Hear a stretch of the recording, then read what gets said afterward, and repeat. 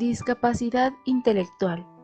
Proyecto realizado por Thalía Peña, Adriana Correa y Dolores Parra.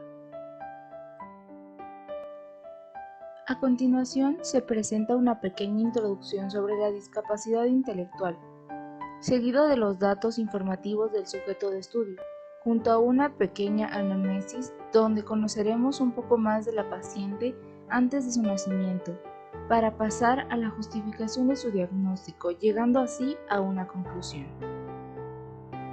Nuestras mentes son tan diferentes como nuestros rostros. Todos viajamos hacia el mismo destino, la felicidad, pero son muy pocos los que toman el mismo camino. Charles Caleb Colton. Introducción.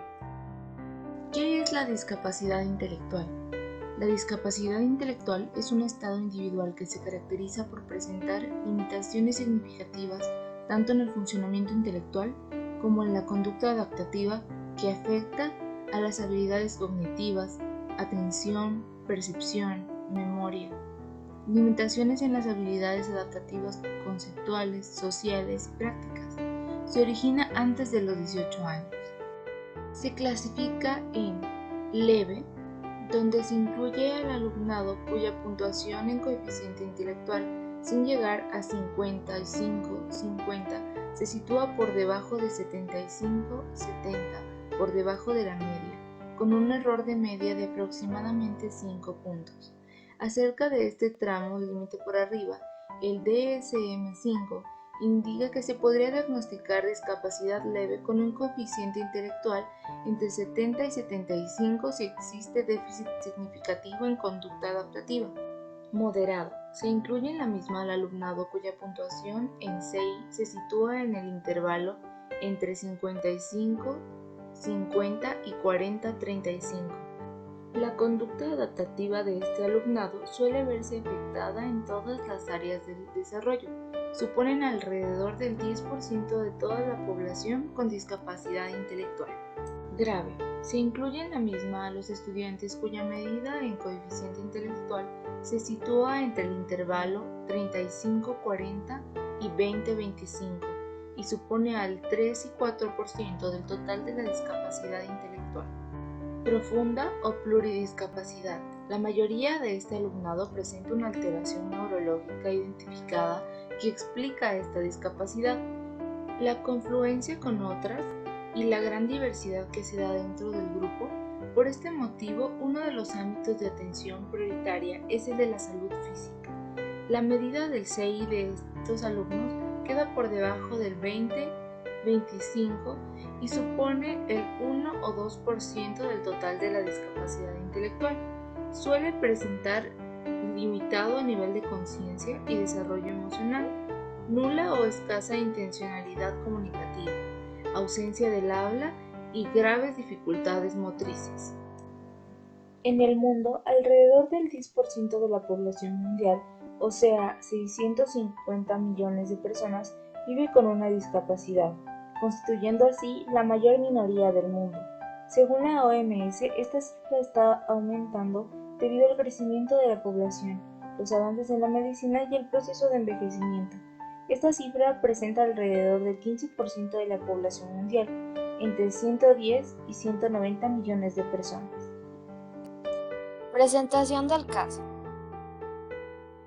Nombre: Paola Elizabeth Herráez Zambrano. Edad y sexo: 7 años y 8 meses, femenino. Grado de instrucción: ninguno. Madre: Mariuxi Elizabeth Herráez Zambrano. Padre: desconocido. Lugar de residencia: Quito. Anamnesis. Prenatal. Embarazo a los 15 años de edad. Ninguna dificultad durante el embarazo. Fue un parto normal. Madre soltera en la actualidad. Tiene 23 años de edad. Perinatal. Presentó convulsiones el mes y medio de nacida. Diagnóstico inicial: epilepsia. Postnatal. Diagnóstico de parálisis cerebral discinética con retardo mental grave. Ninguna instrucción u centro de rehabilitación. Su madre estudia, por lo tanto, y quien se encarga del cuidado de la niña es su hermana menor, que consta con una edad de 17 años. Datos importantes. Lenguaje. Paola presenta anomalías en su desarrollo lingüístico, debido a su parálisis cerebral. Su forma más común de comunicarse es mediante gritos y lloros. Sin embargo, no es capaz de formular palabras. Motriz. Se ve en evidencia que la niña se encuentra solo en cama debido a que no puede caminar. Tipo de discapacidad. Su discapacidad ha sido considerada como profunda debido a que ha sido calificada como un 75% en la misma y además posee un inferior a 20. Comportamiento.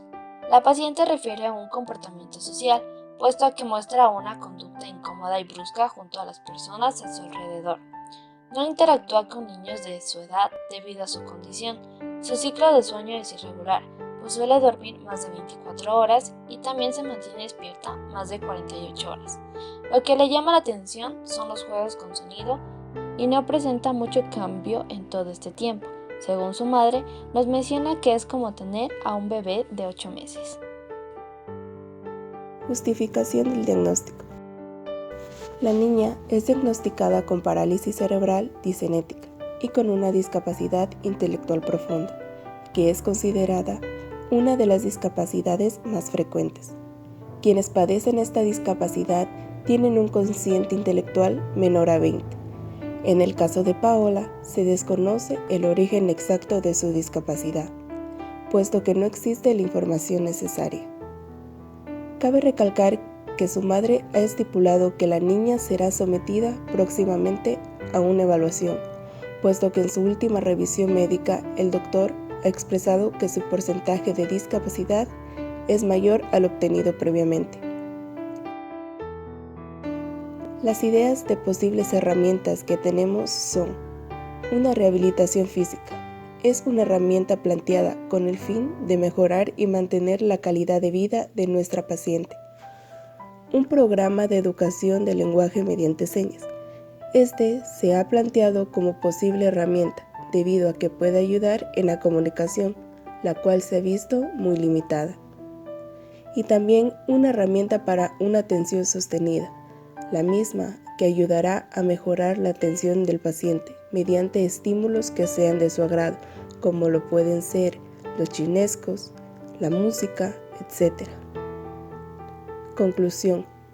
Podemos concluir diciendo que las personas con discapacidad intelectual pueden rehabilitarse con programas educativos especiales, dependiendo del grado de la discapacidad y la disposición del entorno y la familia. Consideramos que este proyecto ha sido de vital importancia, no solo para la práctica de nosotras y como estudiantes, sino también para acercarnos un poco más a la realidad de nuestros futuros pacientes y sus padres. Si bien nos encontramos con algunas limitaciones en la realización del mismo, pero no hubo impedimento para seguir con nuestro trabajo. Agradecemos a los docentes que nos han sabido direccionar con el fin de aprender de nuestros errores. Gracias por su atención.